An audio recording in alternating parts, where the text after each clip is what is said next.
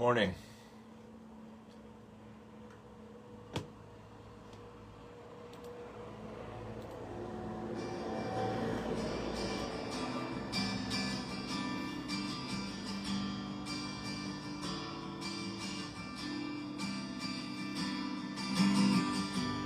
I've been looking in the shadows where the mystery was born. I've been kneeling with the statues in the sun that keeps me warm. I've been following the footsteps of the ones who've come and gone. I've been flying with eagles to the center of the storm. Late in the afternoon, twilight fills the sky, stretching out the evening's awning. My heart explodes with joy, I can't hear the baby cry. And I have seen the light of the new day dawning.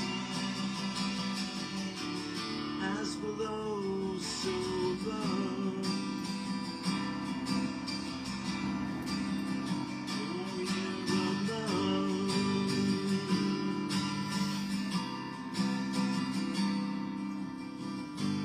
Take the shackles from my feet and the madness from my mind. Let the circle be complete, like this moment out of time. Make the earth and heaven speak to me. I have been deaf, dumb, and blind. Now every flower's gone to seed. With every dream my heart can find. As I turn within to the emptiness erased, I'm lifted up by the hands that adore me. The whole wide universe is filled with peace and grace. The door of life is opening before me. Give me the strength to trust, like a warrior of love.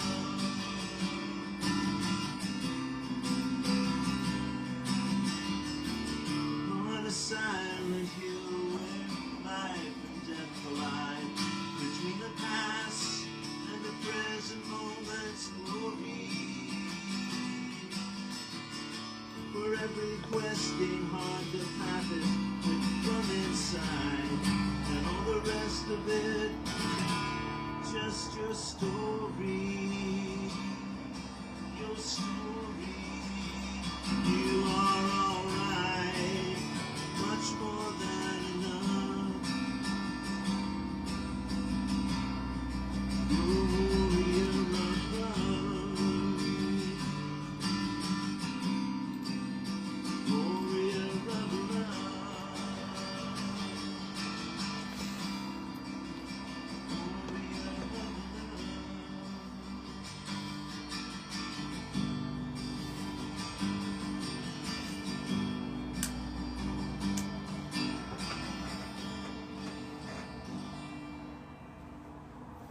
Hey. Yes, yes, yes. Thank you, thank you, thank you. You are much more than enough. It's the truth. I am what thou art what I am that I am, and all that I am is here now, this very day, available to me. to listen to, trust, and follow the loving inner guidance of my higher self, soul, and spirit. 3 deep breaths, my friend. Welcome to morning prayers and poems for the 9th of April, 2025. Let's see, do I have a little water? Yes, sorry. Let me just get a little water here.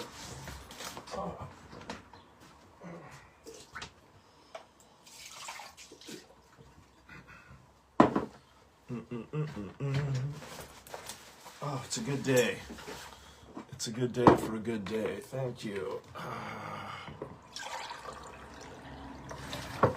There we go. Okay. Let's do our 3 deep breaths. There we go. Thank you for that. Close your eyes, turn within. Hand or 2 over your heart. Take a nice deep breath. Stretching the spine, looking up through the 3rd eye. Hold your breath.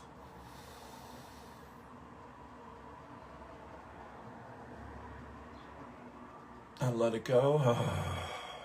2 more, a little deeper each time, a little longer. There we go, 2nd breath.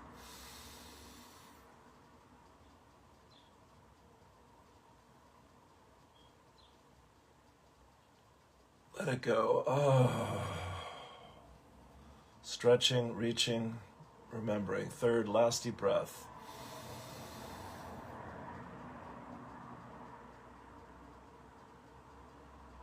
Hold.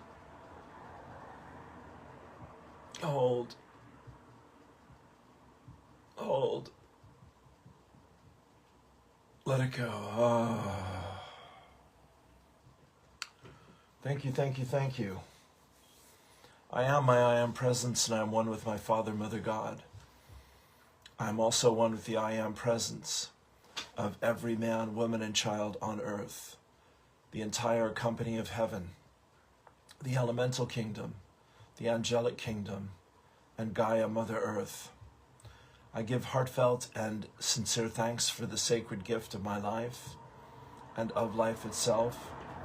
I ask my I am presence to consecrate every thought, word, feeling, and action which I express throughout this day with more love and more light for myself and my world. Word, I am word. I know who I am in truth, what I am in truth, how I serve in truth. I am here, I am here, I am here. Lord, make me an instrument of thy peace. Where there is hatred, let me sow love. Where there is injury, pardon. Where there is doubt, faith. Where there is despair, hope. Where there is sorrow, joy. And where there is darkness, light. O Divine Master, let me seek to console rather than to be consoled, to understand rather than to be understood,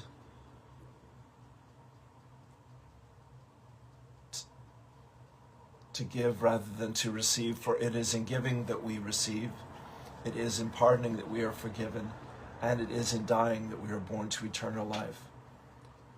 O Divine Master, thank you for this moment. Thank you for this prayer. I am what thou art what I am. I've turned that around somehow.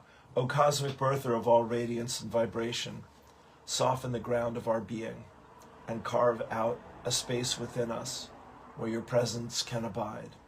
Fill us with your creativity so that we may be empowered to bear the fruit of your mission.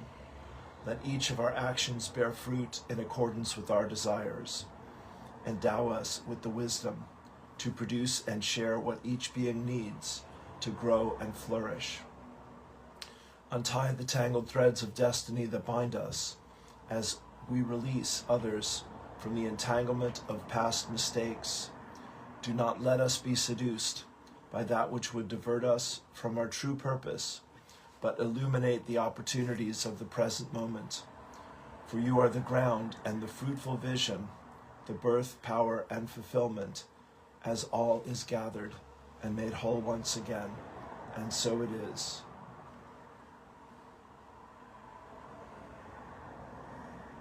It's, O divine Master, let me seek to console rather than to be consoled, to understand rather than to be understood, to love rather than to be loved. For it is in giving that we receive. It is in pardoning that we are forgiven. And it is in dying that we are born to eternal life. We give thanks, we let it be. And so it is, my friends. Okay, yes. You've got to use the old noodle, or it gets a little, mushy. Always a pleasure. Great to be here with you. Another sunshiny blue sky. Open your windows and go get you some. Day today. Grateful, grateful, grateful. So lots of wonderful posts.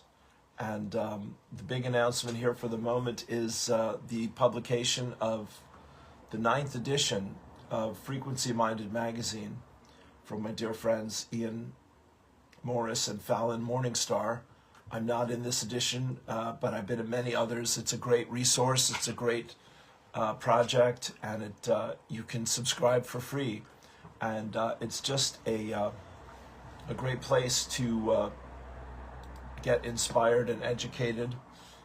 Teachers, healers, artists, poets, musicians, all right there at your fingertips. So check that out.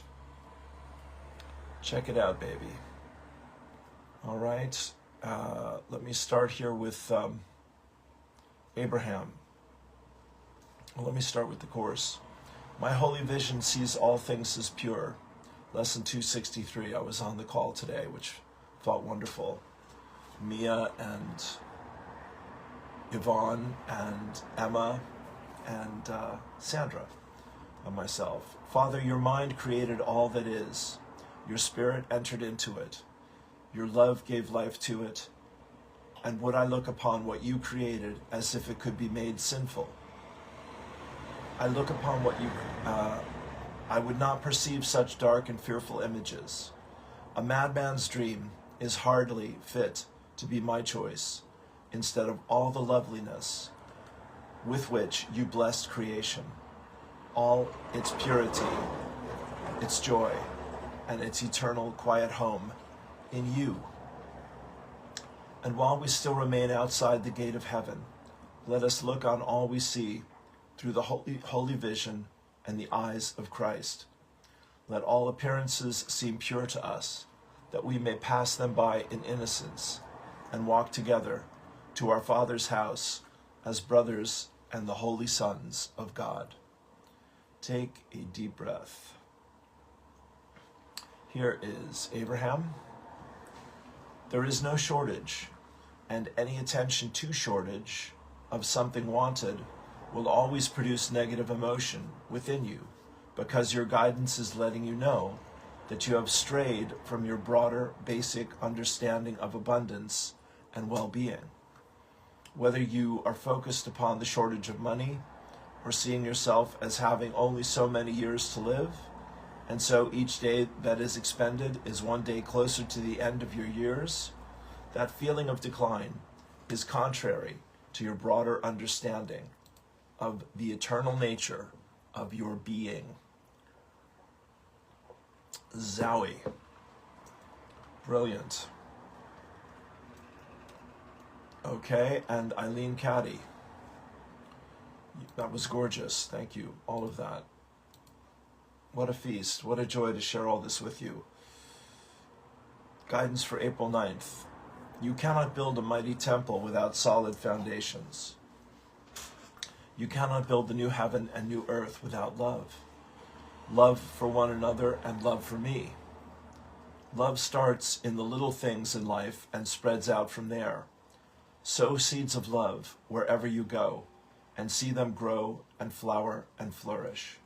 Seeds of love sown in even the hardest of hearts will start to grow in the end. It may take time for the seeds to germinate, but as they are tended with loving care, they cannot fail to grow. So despair of no one. Simply pour forth love unceasingly and harden not your heart. Excuse me. Cease trying to justify yourself or your actions. Cease blaming the other person.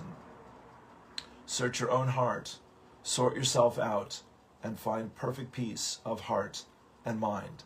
Then you can move anywhere in true freedom and joy, radiating love and more love.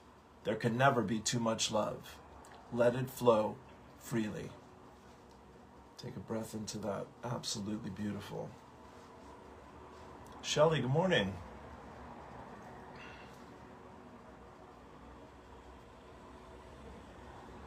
Where am I at?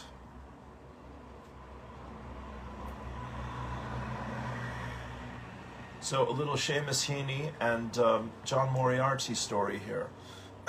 Did you know at the 10th Clifton Arts Festival, John Moriarty introduced and paid tribute to fellow poet Seamus Heaney. This cutting is from an old box of photos, and though I cannot be certain, I believe it is the author. The author is Joe Kennedy for the Sunday Independent. And here's the quote. There were two great surprises for me in this town, where I had so little time to spend. One was hearing Seamus Heaney reading in public for the first time 3 poems he had just written. The other was meeting and listening to the remarkable John Moriarty, philosopher and gardener, who gave Mr. Heaney a magnetic introduction before his poetry reading.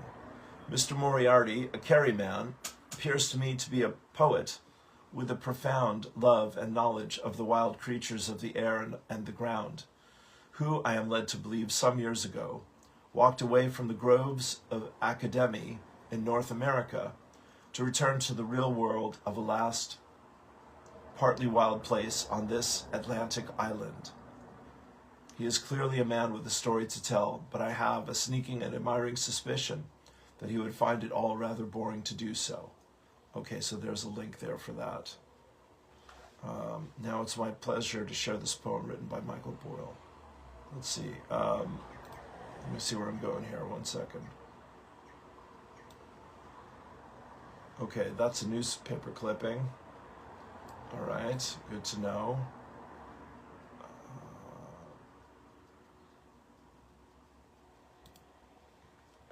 And here's a poem in tribute to Seamus Heaney. All right, let's try this. For Seamus Heaney, Letting the Silence Speak by Michael Boyle. Letting the silence speak. We walked that road with 4 white bellowing bullocks to Belgary Fair. Observed your father's ruddy complexion, his trademark alder stick, and yellow cattle boots. In '63, I went to college to major in physical education, but didn't make the cut and had to transfer into your English class.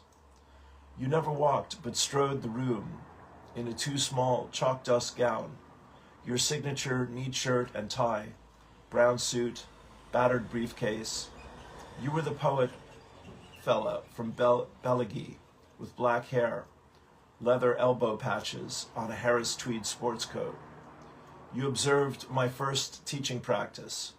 5 students in the front row seemed interested, while 30 others outperformed Duffy's circus, swinging from the rafters, running and vaulting.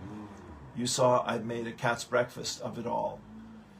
Afterwards, we met in that tiny office, and you said, Mickey, you must always let the silence speak.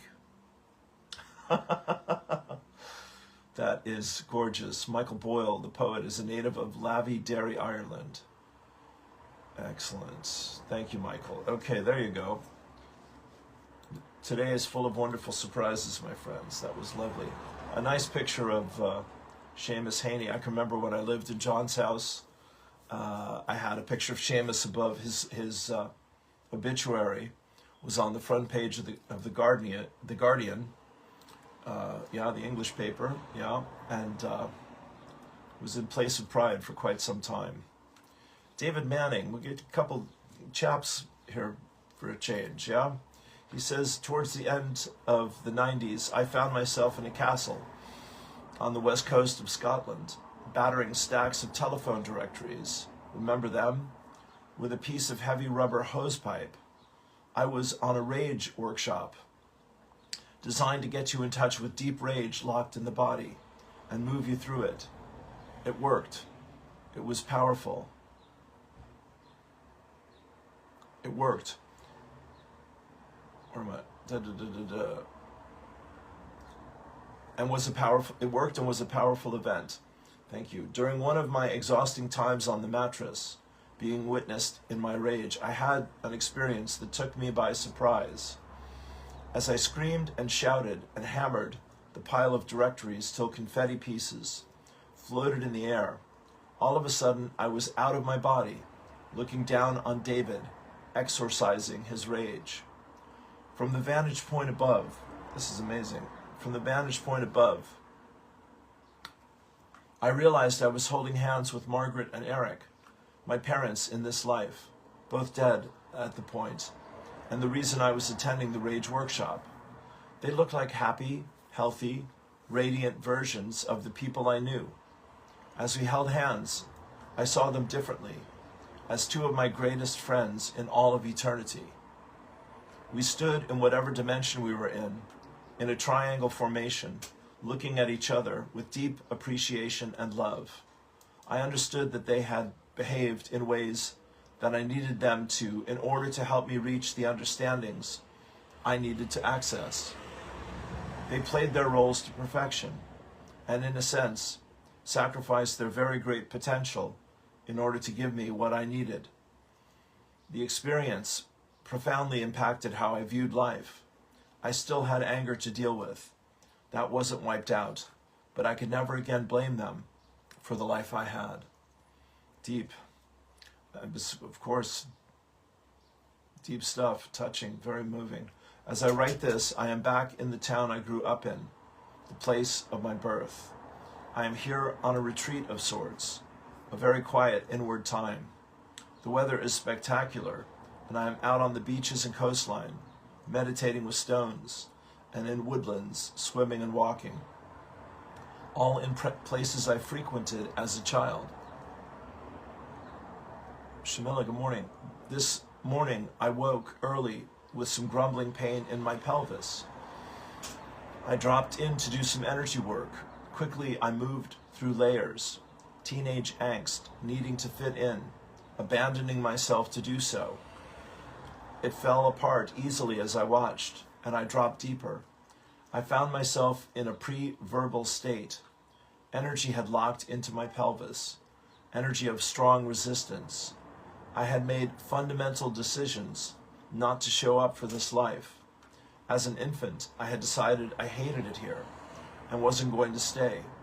This layer was bubbling in my cells like golden liquid, moving as I witnessed it, and I knew it was about to let go. Half an hour later, sitting in the morning sunlight drinking tea, I had another profound meeting with the two who were my parents in that life. Interesting way to put it.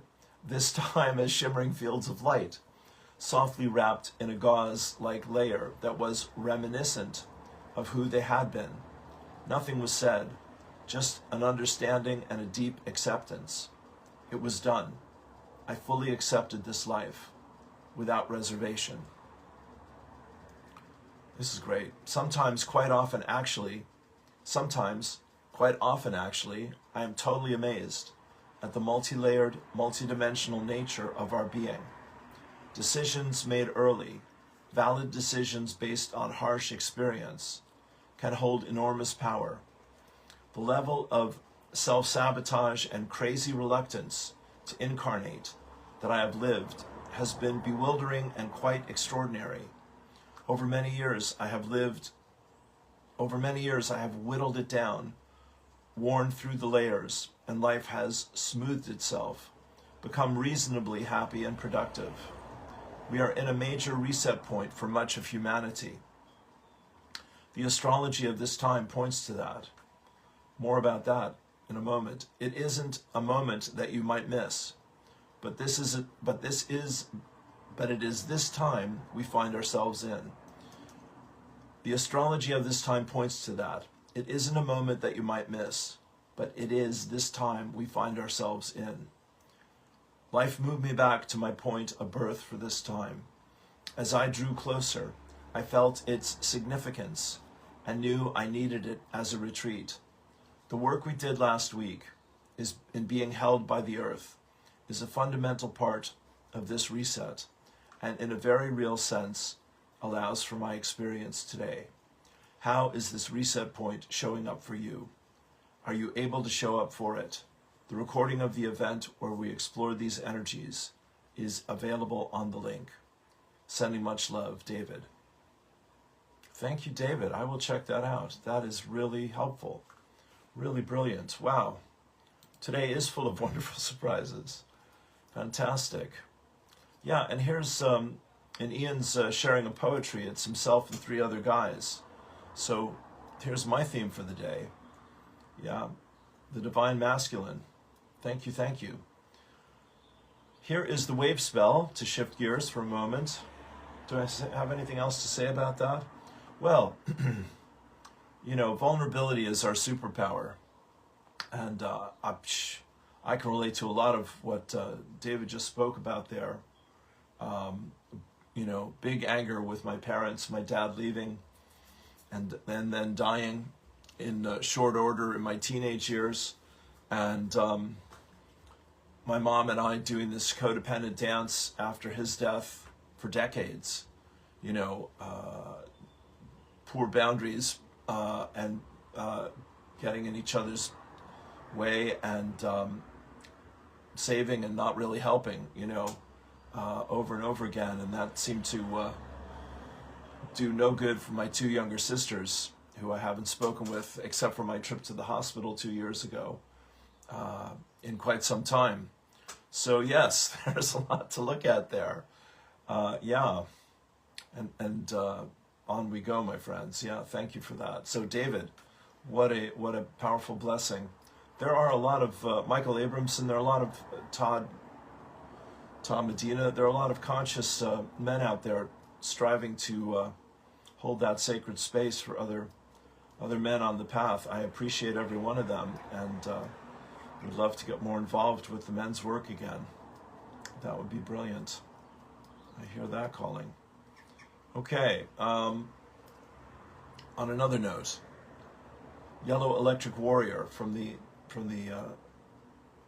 personal to the abstract.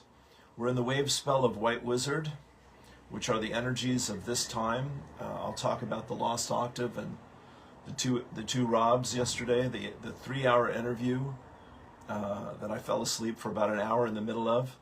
But here is White Wizard. So this time is about timelessness, enchantment, enchant, and receptivity. To enchant is a verb, yeah, is an action. Yellow Electric Warrior is the energy today, which is activate, bond, and service, intelligence, question, and fearlessness. I activate in order to question. Bonding fearlessness. I seal the output of intelligence with the electric tone of service. I'm guided by the power of universal fire. We give thanks, we let it be, and so it is. Thank you, thank you. We'll just go for the one there at the moment. Helen Quayle, a brave and startling truth. Yeah, most of my teachers have been women. That is absolutely the truth of it. Mia Sarah Williams with the Course in Miracles, what an inspiration. Maureen Muldoon, etc. All my women friends, Annie and Dorit and many, many others. A brave and startling truth.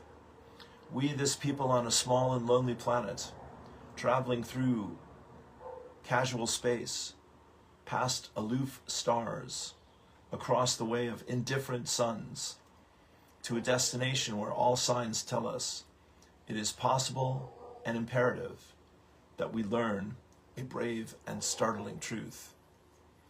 And when we come to it, the day of peacemaking, when we release our fingers from fists of hostility and allow the pure air to cool our palms, when we come to it, when the curtain falls on the minstrel show of hate and faces sooted with scorn are scrubbed clean, when battlefields and Colosseum no longer rake our unique and particular sons and daughters up with bruised and bloody grass to lie in identical plots in foreign soil, when the rapacious storming of the churches The screaming racket in the temples have ceased. When the pennants are waving gaily, when the banners of the world tremble, stoutly in the good, clean breeze, when we come to it, when we let the rifles fall from our shoulders, and children dress their dolls in flags of truce, when landmines of death have been removed, and the aged can walk into evenings of peace, when religious ritual is not perfumed by the incense of burning flesh, and childhood dreams are not kicked awake by nightmares of abuse.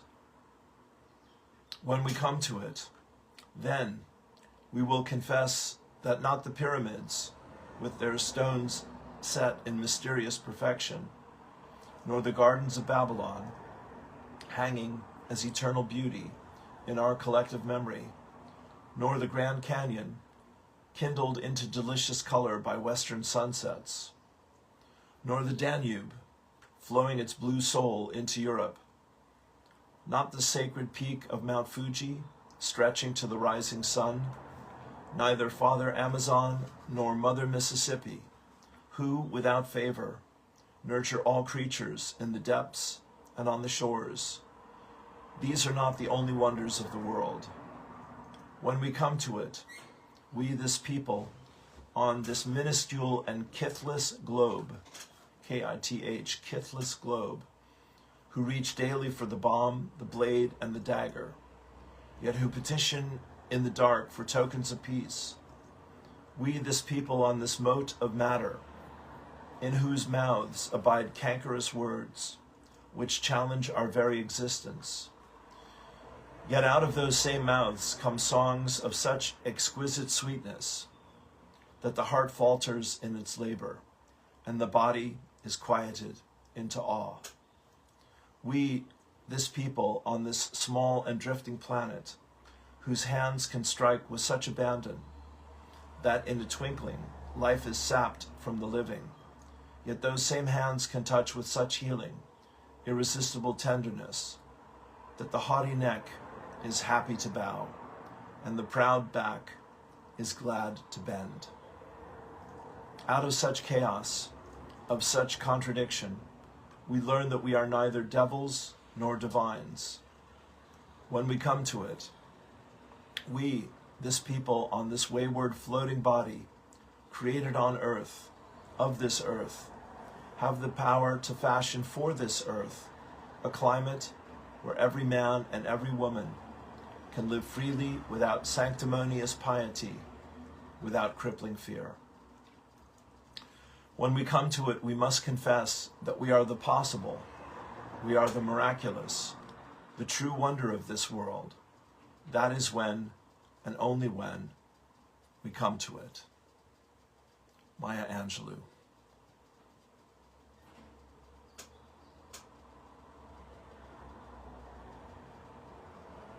Take a deep breath. Thank you, Helen. That is tremendously powerful. Beautiful, beautiful, beautiful. Audrey Hepburn. Nothing is more important than empathy for another human being's suffering. Not a career, not wealth, not intelligence, certainly not status. We have to feel for one another if we're going to survive with dignity.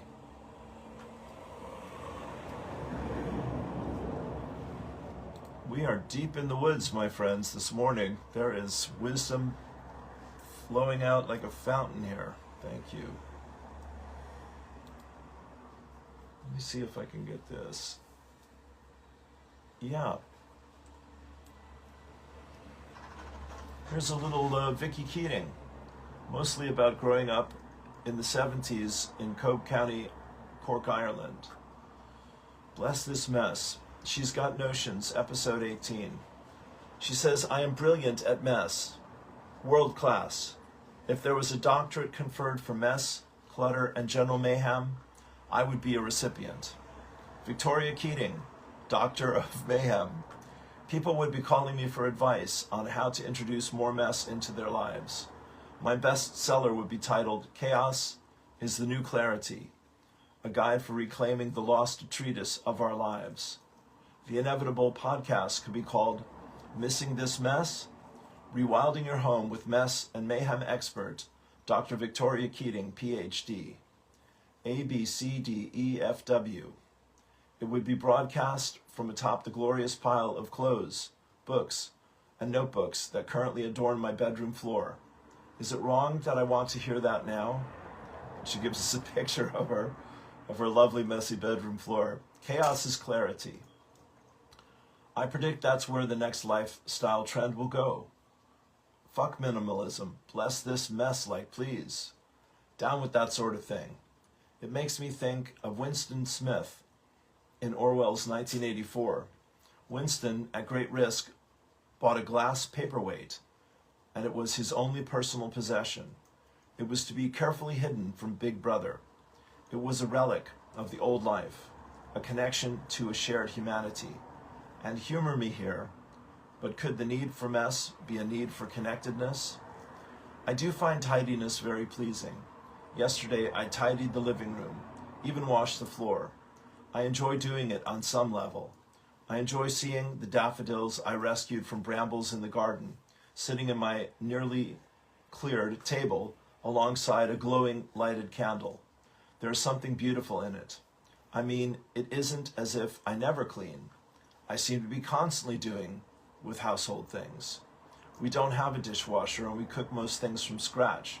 So it's very much a roll up your sleeves situation. And I am aware that the doing of the washing up can be a meditative experience.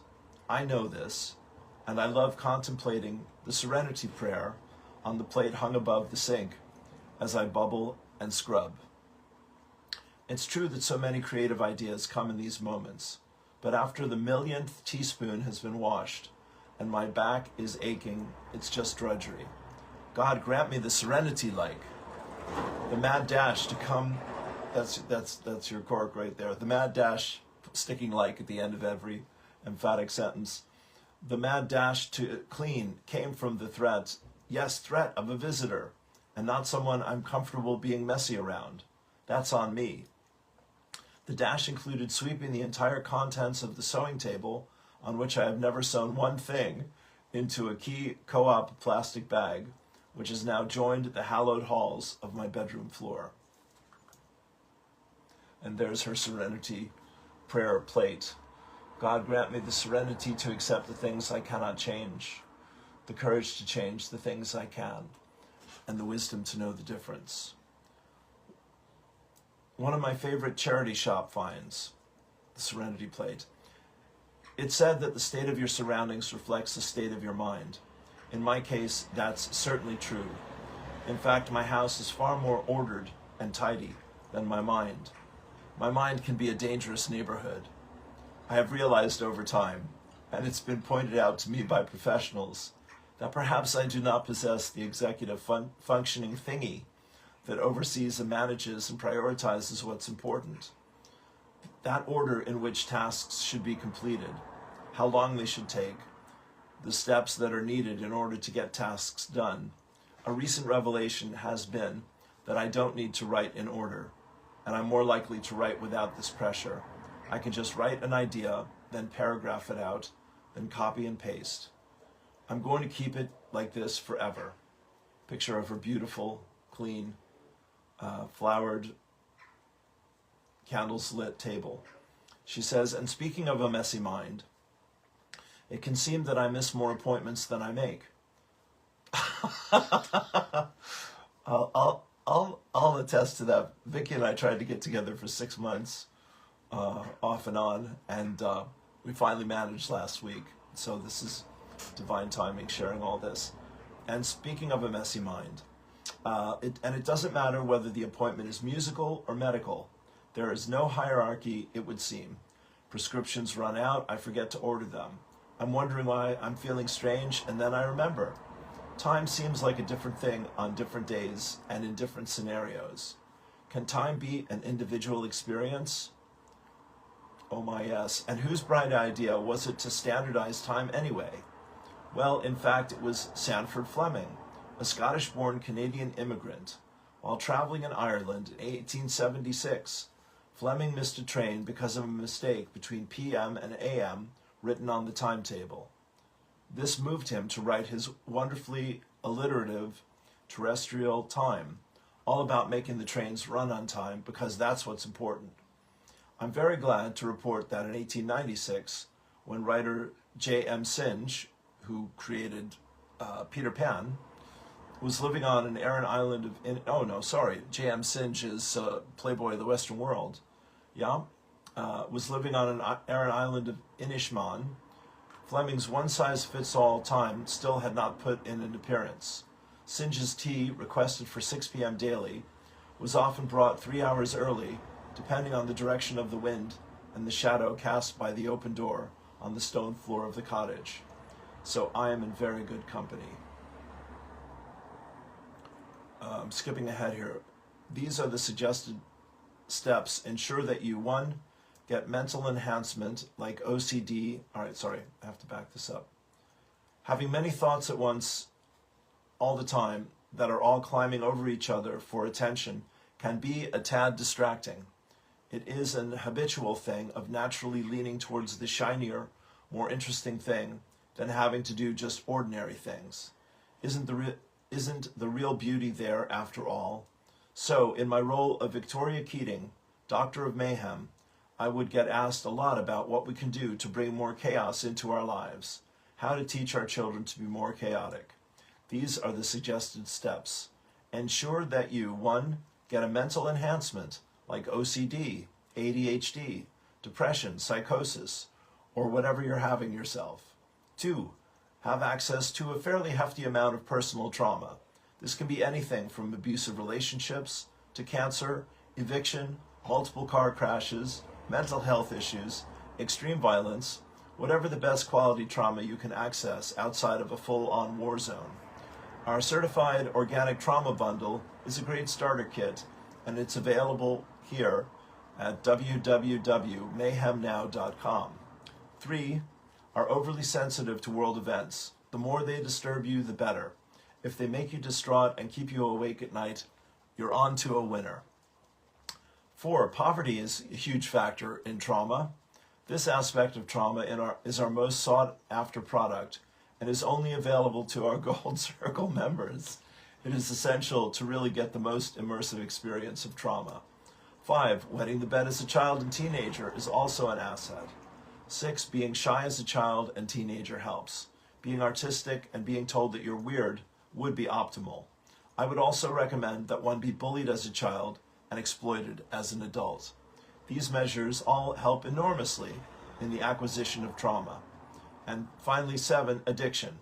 There really is no substitute for this, I'm afraid. The best quality trauma comes as an added bonus with addiction. That way, the people around you can also access the precious trauma. And she closes here, this is brilliant, Vicky. So you've invested in the top tier trauma bundle. What now? How to best maximize the impact of the trauma on you and the people around you. There are several approaches to this, and they all have their merits. Let's explore them. The modality of trauma-ignorant therapy is considered the gold standard here. This modality asks all the important questions. What's wrong with you? Why are you different from everyone else? Why can't you just get on with it? This modality utilizes blame and shame, 2 excellent tools to compound trauma. Secrecy is another device that maximizes trauma effectiveness. Behaving as if there is nothing wrong and saying everything is grand is a classic trauma-maximizing behavior. The longer you stay smiling, the longer you will convince everyone that there is nothing wrong, and you will get to hold on to that precious trauma indefinitely. Okay, well, it's nearly there. Oh, great! She's got the photo of Monty Python, the 4 guys sitting around in the smoking jackets, out topping each other with who had the worst childhood, hysterically. So to close here, she says, so I sit in my tidied living room, and I'm so grateful for all of it, good and bad. For time, however, it may be for the roof over my head, the laptop, even with its cellotape lead. I hear the birds singing in my starting again garden. To paraphrase T.S. Eliot, I have heard them singing, each to each. I do think that they will sing to me. I will leave you for now, well, here's synchronicity, with the sublime Maya Angelou, which we just read from Helen Quayle, and a quote I have on my bedroom wall, safe above the waterline of chaos, for many years, through different living spaces. A bird doesn't sing because it has an answer. It sings because it has a song. Oh yeah, baby. There you go. Victoria Keating. I'm a singer, writer, and blogger. Join me. Little Rooms, Big Music every Friday at 8 p.m., which Vicky has kindly offered me to share with her at some point soon. So there you go. Brilliant. Thank you, Vicky. Well done. Yeah, fantastic. What a free spirit. Bless your heart. Okay. Well, that was quite a journey, and I enjoyed every minute of it. Thank you. Where am I? Okay, coming down the home stretch. Well, there's wonderful posts on my page. Do take a look. I'm on tonight with Eds for our LifeWave Wednesday night Zoom call about the X39 patch and health and opportunity. Yeah, so check it out. We had a new one from Patricia yesterday. That's right. No, Monday night. Yeah, that was very powerful. It's about the resurrection flame, because we're in the season of Easter and Passover and all of that. So check that out. And Steve Judd and Rick Levine do 90 minutes on Saturn sextile Uranus. Yes. And here's one from Brother DVL Pandya, who's a dear friend, and I'm in his meditation group every Thursday night. He says, imagine a diamond, its tip pointing downward, deeply rooted in the earth. This is your grounding point. So go ahead and close your eyes and just visualize this. Imagine a diamond, its tip pointing downward, deeply rooted in the earth. This is your grounding point. As sunlight streams through the diamond, it refracts and scatters into a spectrum of colors, each representing a different frequency. Each sparkle is a unique vibration, a reflection of higher energies. Now envision that your body is this diamond, anchored in the earth, but still learning to integrate the frequencies of light that are beginning to pour in. Your body is like a diamond.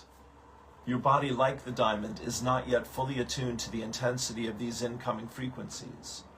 These energies, while powerful and transformative, are not yet ready to overwhelm you all at once. If they were to flood into you too quickly, the experience would be too much for your system to handle. You would feel fragmented, scattered. The process is meant to be gradual, because if these energies were to merge all at once, it could feel like an explosion of transformation, one that your body might not be prepared for. But here's the good news.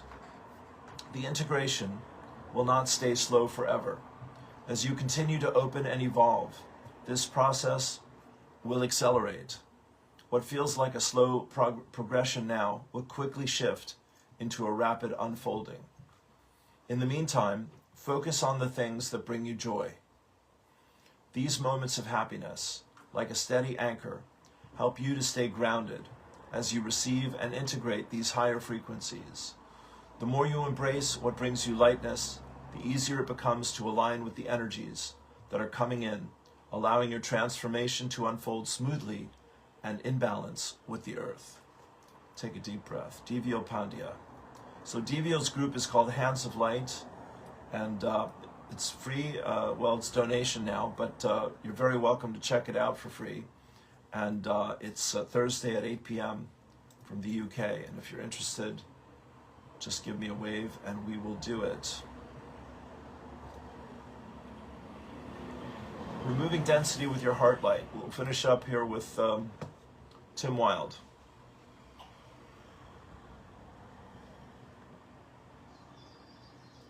Good morning, beautiful people. Happy Monday, Meditation Monday. I'm in the office on this very bright, clear morning, and a bit chilly at the moment. The heater hasn't come on yet, and we're being treated to some very, very pretty weather in the UK. and I believe it's also kind of extending to Europe as well. Proper spring sunshine with untampered skies and clouds, and just generally making the most of it. Paradoxically, I'm also hearing that there is an increase at the moment, and there has been an increase, or as we move into this year and probably the end of last year, an increase in kind of density or negative energies, or what we might refer to as entities.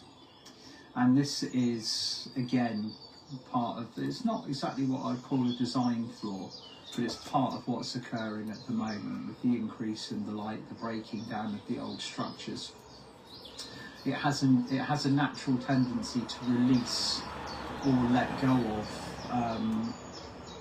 energies or souls or other beings that have been kind of stuck in limbo for a particularly long period of time. So join me this morning, if you will, just tuning in to your heart centre. You might hear Mr. Pecky over there pecking the tree. And just breathe into your heart centre. In through your nose, out through your mouth, and begin to light your heart up. Sometimes I find it helps to place your hand upon the middle of your heart centre. The gesture of intention has been handed down since the golden era of Atlantis, the formal and the informal greeting of love. So hand upon your heart centre, activate your heart, begin to feel it glow, like I'm hoping the sun will behind me fairly shortly. And breathe. As you move into this Monday, or whenever you're tuning into this meditation, just take a moment to check in with your bodies and your fields. How are you feeling? Are there any parts of you that are tense or holding on to anything? Have you become aware maybe of increasing levels of density maybe around you, or reflected or projected with other people? And just have a few moments with yourself. First of all, check your physical body. Beginning at the top of your head, move down through your head, your neck, your shoulders, your arms, torso, stomach, hips, moving down your legs. And just see if you are holding anything or carrying anything that doesn't belong to you.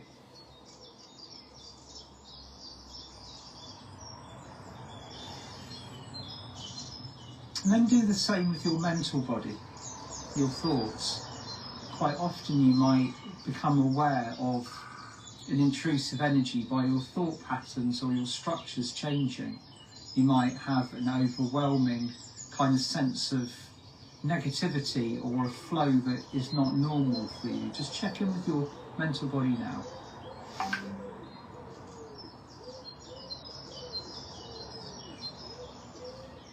And allow your internal scan to move through it.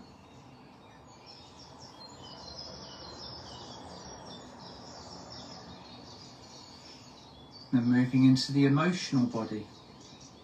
Now this can always be a place where we are holding stuff that we want to let go of, might not belong to us.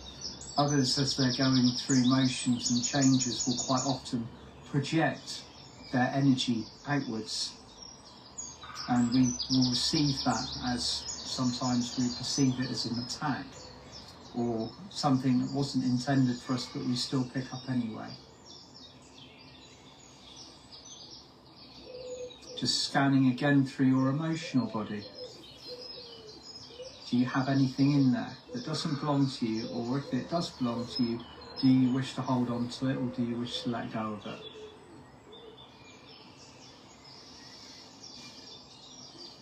Then moving into the spiritual field, draw your auric field back towards you, bringing it in nice and steadily and slowly until it is within your, you can reach out and touch the edge of the field, almost like an egg or a cocoon all around you.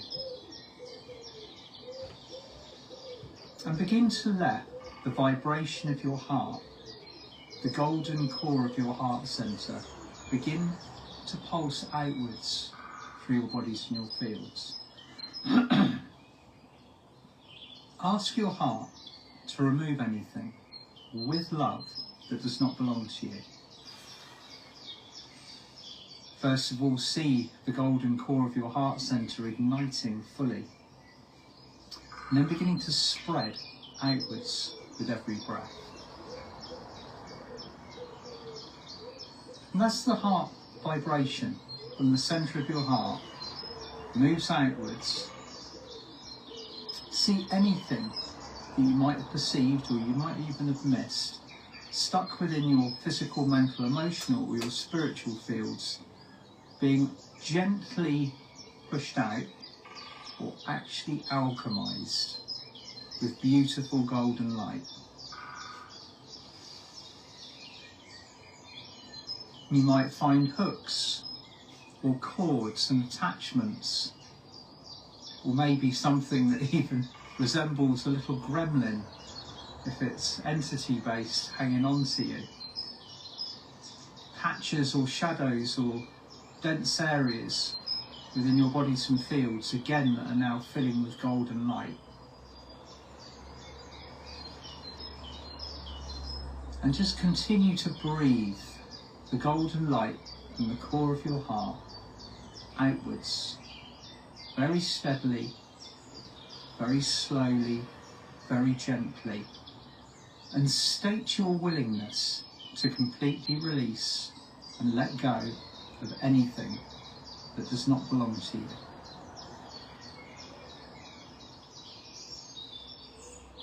Let go and let God.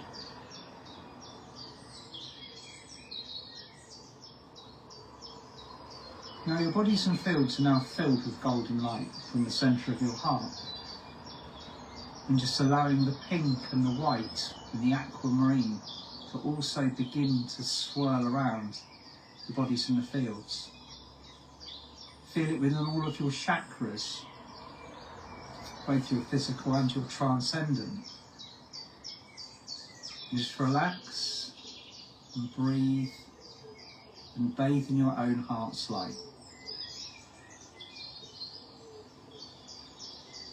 And once everything is clean, once you are shining, once you are bright, you can ask your spiritual body to begin to extend and expand outwards again, filled with the golden, the pink, the white, and the aquamarine light of your heart centre.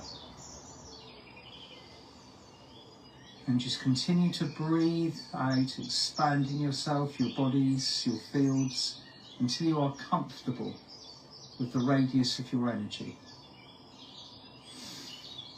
Now just asking your heart to ground and anchor you in. See a column of golden light moving down from the core of your heart centre through the legs, down through your legs, through the soles of your feet into the earth. Also see it moving up from your heart, through your throat, through the top of your crown, up through your transcendent chakras, moving up and up and up until it connects into your monad, and your monad anchors you in. And just feel stabilised here for a few moments.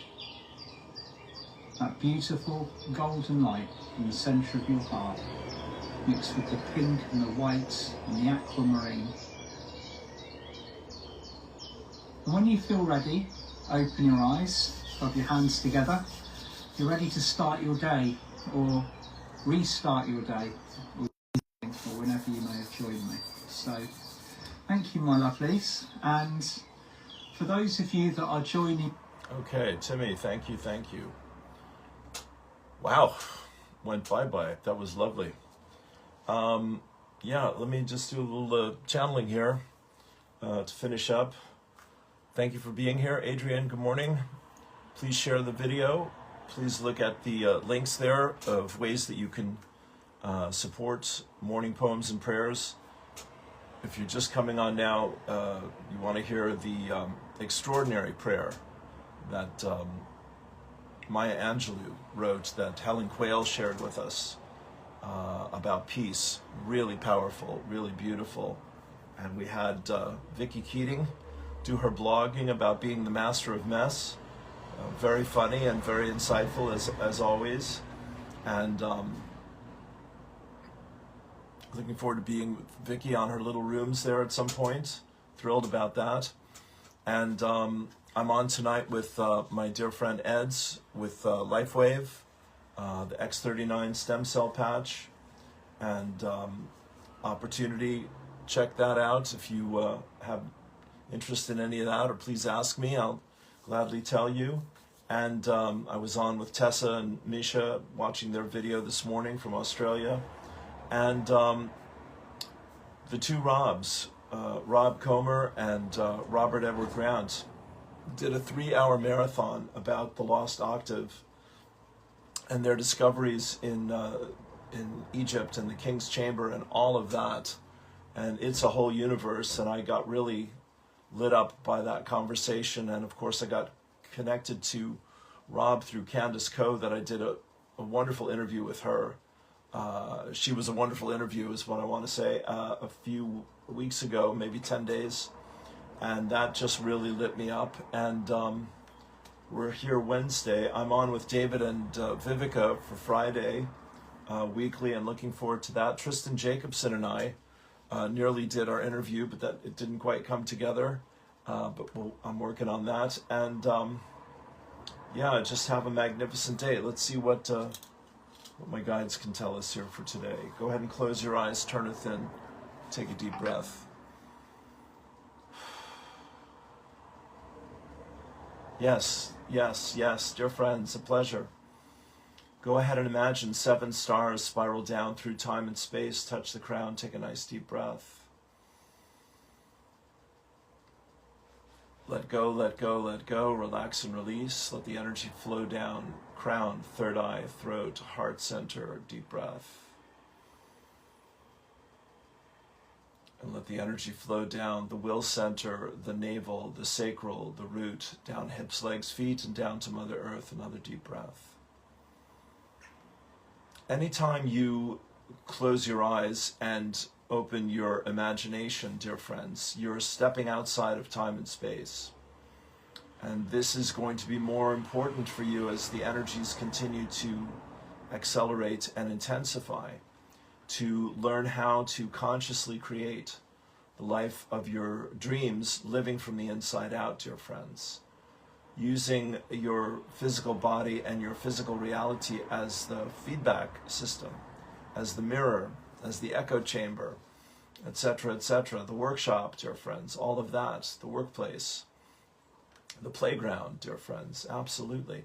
But knowing and remembering and realizing and touching upon and feeding and nurturing your imagination, your intuition, your intelligence, dear friends. All of those are aspects of your divine self that connect to and direct you through the experience of being your expanded self, your higher self, soul, and spirit.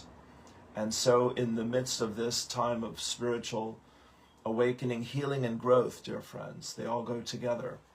You are being invited into a deeper understanding of the gift of your emotions, both expressed and repressed, and the influence of those emotions on your perceptions, where you feel safe, strong, and free, where you feel trapped, powerless, imprisoned, all of that. And they are simply a feedback system, we say again, so that you can direct your energies and your consciousness more intentionally and thus more joyously.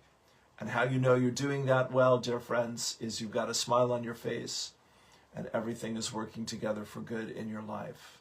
The areas and the experiences that seem to contradict that, dear friends, are now seen in the light of contrast that give you a greater opportunity for more self-honesty and awareness, and a greater willingness to listen to, trust, and follow, dear friends, the loving higher guidance, the loving higher wisdom, the loving higher perspective of that which is your true self, dear friends. You are the love and light of all that is. And as you shed the illusions of separation from the 3D dance of duality and step powerfully and beautifully into the synchronicity, the intimacy, and the harmony and balance, the oneness and the allness of the expanded self in conscious communion with all that is, so the love and light of all that is as you shines brightly and soars beautifully. Dear friends, it is our knowing that you are poised for great things in your life and in your world as you are practiced and experienced, devoted and determined to allow the great grace of Almighty God, of Father, Mother God, be your guide, guardian, teacher, and friend with this day as never before. Therefore, be at peace and know that the miracles of love abound in the soul and spirit of one who is free. We love you so. Peace and blessings. Namaste.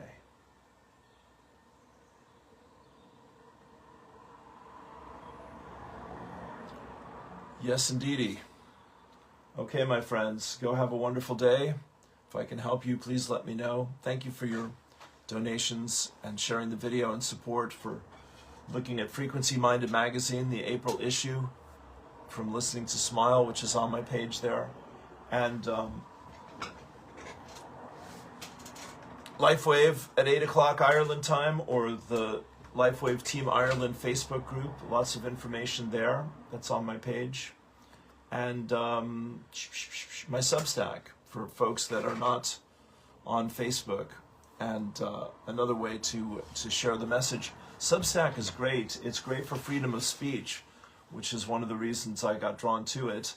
And you can subscribe for free, or you can, at some point I'll set it up so you can make a donation there. And it does a great job of giving a little 1-minute video excerpt from my morning prayers here.